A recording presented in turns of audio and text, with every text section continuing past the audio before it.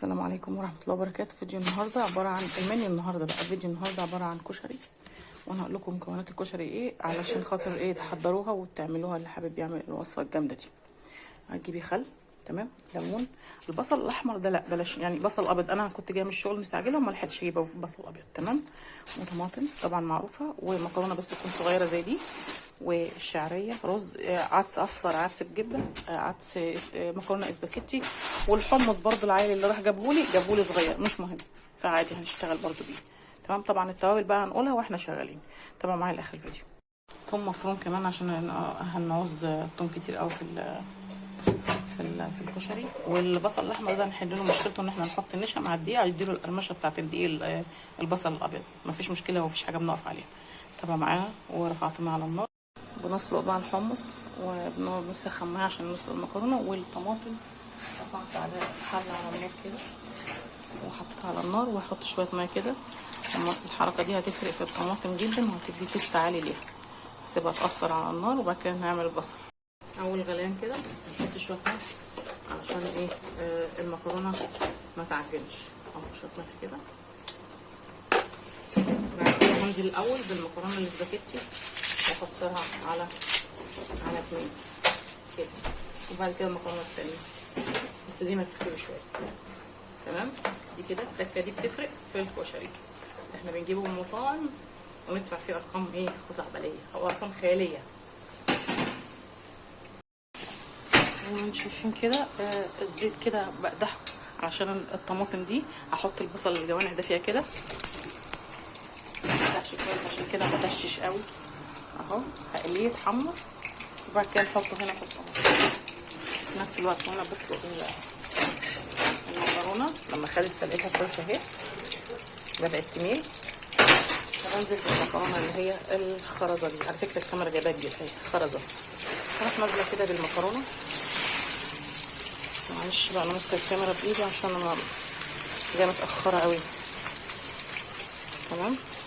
بس كده يستووا بقى المكرونه مع بعضهم، العدس هو بيتسلق والبصل بيتحمر، الطماطم بتتغلي في الميه، والحمص بسلقه اللي حابب ينقعه ليله قبلها مفيش مشكله. والبصل ده مش هعفره دقيق ونشا لاني هحط الطماطم دي وهضربهم مع بعض. اول دفعه من البصل بقى دي ما حطيتهاش لا دقيق ولا نشا علشان وهحطها هنا كده في الطماطم كده كده. هتقولي لي بقى الترند ومش الترند، هقول لكم انا عامله الكشري ده قبل كده بس كان نفسيتي تعبانه في الفيديو ده ما كنتش عارفه اصوره كويس. المهم خلينا بقى في القصه. كده المكرونه كده تنزل، الطماطم تنزل كده مع البصل كده المقلي، تمام. والتاني بقى اللي هو هنعمله هنعفره بدقيق ونشا عشان يقرمش شويه. هو المفروض يبقى بصل ابيض بس انا والله جايه من الشغل وعلى اخري خلاص اهو. بدأنا اهو والمكرونه بتبتدي خلاص هتدخل في السوا. رفعت ميه على النار كده وغسلت العدس ابو جبه وهنزله قبل العدس الاصفر اول غلوه، وبعد كده هنزل بالعدس الاصفر بس بعد اول غلوه علشان العدس الاصفر ما بيلوش روح زي العدس ده. كده انا هنزل زي ما انتم شايفين جبت الدقيق اهو، ادي الدقيق هنزل ارشه كده على التعفيره، وادي النشا اهو علشان يدي قرمشه للبصل.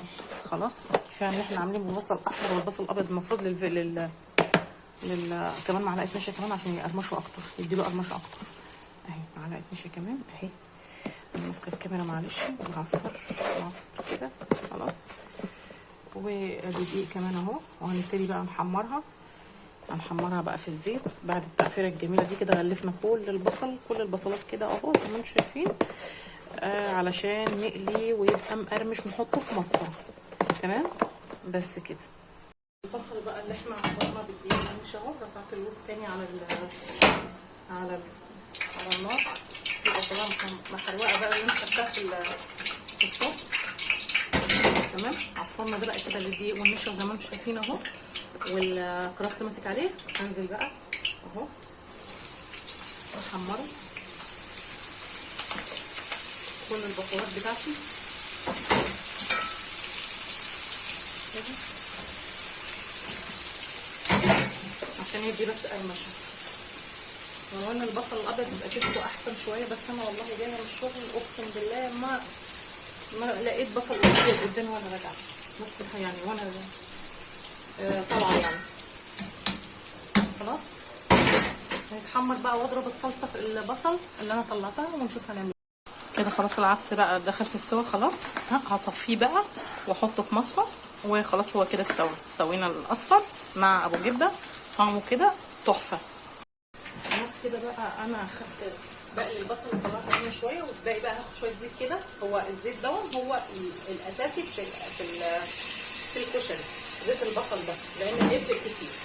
خلاص نزلت كده وهنزل بثوم مفروم مش كتير قوي عشان لسه في دقه. تمام، هنزل كده نخلطه لغايه ما ياخد التسبيح. هنزل بالعصير الطماطم اللي احنا ضربناها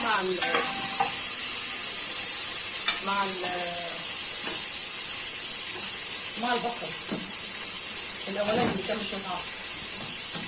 خلاص دي كده البصل ده زي ما انتم شايفين اهو مقرمش، عشان انا حطيت له نشا اهو احمر اهو وبرده، بس الحمد لله مقرمش.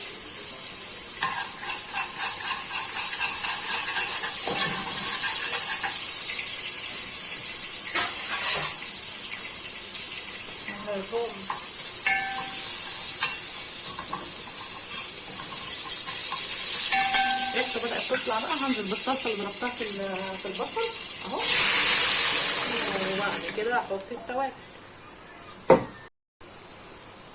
هنحط بقى معلقه سكر كده اهي على الصلصه، وملح وفلفل اسمر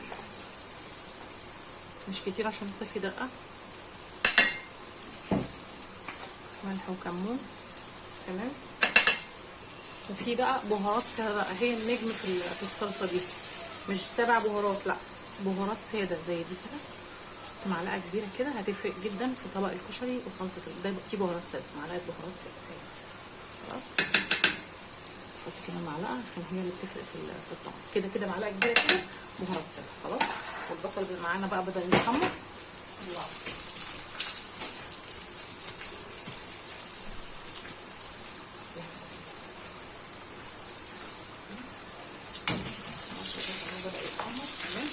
بعد كده اخش الرز والشعريه والشطه. نزلت بزيت كده اهو زي ما انتم شايفين، زيت بقى عادي، لا مش بزيت البصل. وهنزل بالشعريه احمرها كده. تمام، ولما احمر الشعريه هنزل بالرز بعد ما غسلته، وبسخن له ميه عشان يبقى الرز مفرفر، فبسخن له ميه سخن يدي الفرق. اما احمر الشعريه هنزل رز واشوف هنعمل ايه بعد كده. خلاص الشعريه اتحمرت، غسلت رز وصفيته اهو. بنزل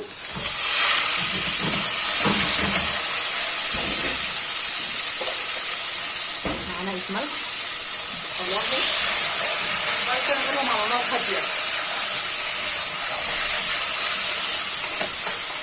بس كده. الميه السخنه بقى انا عندي، بص بقى على طول في الكنكه. ليه؟ لان العيال عندي مفيش غلايه بتقعد عندنا في البيت، فتملي الغلايات دايما كل ما اجيبها تبوظ. خلاص بقى بقيت اسخن ميه في الكنكه، يعني دي 7 كاتل ولا 8 كاتل اللي تخش عندنا البيت يخلص. خلاص اهو قد ايه كده عشان ما تبقاش عجين. تمام، ازود كمان شويه ميه كده، وبعد كده اغطي عليها وادي واحطها على نار هاديه، لان الرز بيتحط على نار هاديه. هبدل بقى صلصه الكشري. عايزه اقول لكم الصلصه دي اللي ما جربهاش فايته كتير، دي تكه لمطعم مشهور. مش 7 بهارات ساده اهو، بدات تتكسر وتتقل، هتاكلوا صلصه خيال. والحمص ما شاء الله طلع كبير اهو، بقى ينفش بعد ما سلقته. طلع ما شاء الله حلو جميل اهو السلق، ونفش طلع كويس قوي، يعني باين عليه طلع بلدي اللي كنت متضايقه منه لما جبته. سبحان الله. عايزين بقى نعمل شطه المطاعم الشهيره. جبت بقى الزيت البصل. تمام، وهنزل بقى بالشطه الحمراء اللي هي البودره دي، شطه بودر كده. وهنزل 1 ادي 2، هبتدي احورها في الزيت كده. تمام، اكني بقليها. دي شطه المطاعم الشهيره. خلاص بعد ما احورها ارفع النار كده عن النار كده، هنزلها تاخد تحميصه كويسه قوي، عشان احنا بنجيب بقى بننبهر قوي بالشطه دي، بيبقى عاملينها زي صوص كده، وبيبقى زي هوريكم الصوص ده بيجي ازاي. خلاص اول ما هي بدات تبكبك على طول ما نزلتها. خلاص اهي تمام، وبنزل بقى بكبشه من الصلصه نفسها بتاعت خلي بالكم هتعمل نار عليه. بالكبشه بتاعت الصلصه اهي، بتاعت صلصه المكرونه اهي نازله كمان كبشه. تمام. وابتدي بقى احورها اكني بقليها خلاص، وفي نفس الوقت رافعه ميه سخنه على النار علشان اعمل الصلصه بتبقى سايله. طب ليه بتبقى سايله؟ ما النار التكايه هي اللي بقول لكم عليها. اول بزيت البصل وبعد كده الشطه احمصها، وبعد كده بسم الله الرحمن الرحيم الصلصه بتاعت الكشري نفسها الحته طلعت عليا وميه سخنه كده هسيبها تغلي. بعد ما تغلي هنحط عليها. سلقنا الحمص وشطفناه بقى كده زي ما انتم شايفين اهو، واخدت ميته. ليه ميته بقى؟ هنعمل احلى دقه بقى من ميه الحمص. طبعا احنا غاسلين الحمص كويس قوي ومنضفينه وغاسلينه وشاطفينه وخدنا ميته، وهنعمل احلى دقه. الشطه زي ما انتم شايفين بتغلي وبتتكسر، واول ما تتقل بقى على كده وتركز خلاص هي قربت تركز، هروح طافيه عليها خلاص. والصلصه في نفس الوقت هي ركزت وتقيله، تكون مركزه بالطريقه دي كده، تروحي طافين عليها لما تتسبك بالطريقه دي عشان تدي تست كشري كويس قوي. فكك الرز بقى، خدنا برضه من زيت البصل. طبعا هتقولي لي بقى الرز ليه تكه كمان، هقول لكم ما انا عايزه تاكلي من مطعم شاي من غير تكه، من غير تكه. الرز ده سمسم ابيض احمصه. اول ما يتحمص بقى هنزل بحاجات ثانيه عشان نحطها على الرز. هيروح مني السمسم الحمد لله. بسم الله كده، وهنزل كده بتحميصه ثوم صغيره كمان، وبديه كده نحط بس احسن البال وسنه برضه بهارات كده تاني اهي. كل ده هينزل على الرز يا شيف. هينزل على الرز. هو الرز دي جربوا بس كده هتدعوا لي تاكلوا احلى رز. طبعا الرز طبعا استوى، وهنزل بسم الله واقلب بقى. التكه دي بقى تفرق جدا جدا جدا في رز الكشري. خلاص لسه بقى فاضل لنا الدقه وخلاص كده وصفتنا انتهت. معلش هو خطواته طويله بس هتاكلوا الكشري هتدعوا لي والله لا تدعوا لي. وما تنسوش بقى تشتركوا يا جماعه، انتوا يعني مش بتتفرجوا كده ما تقولوش بقى مش هتاكلوا كده تتفرجوا ببلاش.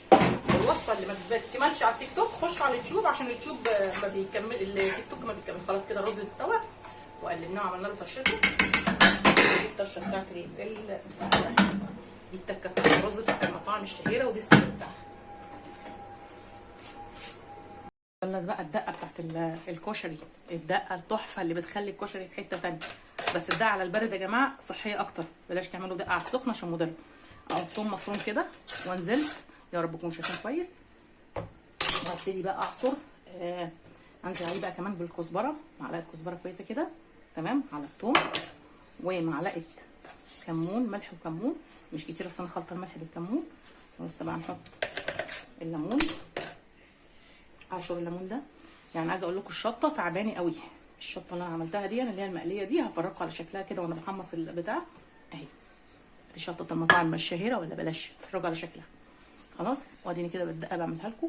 هنعصر الثوم خلاص عصر الثوم بقى عشان ما تزهقوش مني، وبعد كده نشوف هنعمل. خلاص عصرنا 4 ليمونات كده تمام، وحطينا كزبره وثوم وحطينا الليمون. هنزل بقى بالخل ده. خلي بالكم الخل ده مركز قوي، انا جايبه خل المره دي مركز مش هكتر منه، هو معلقه وهقلب. خلاص كده قلبنا. فين بقى ميه الحمص اللي احنا ركناها يا شيف؟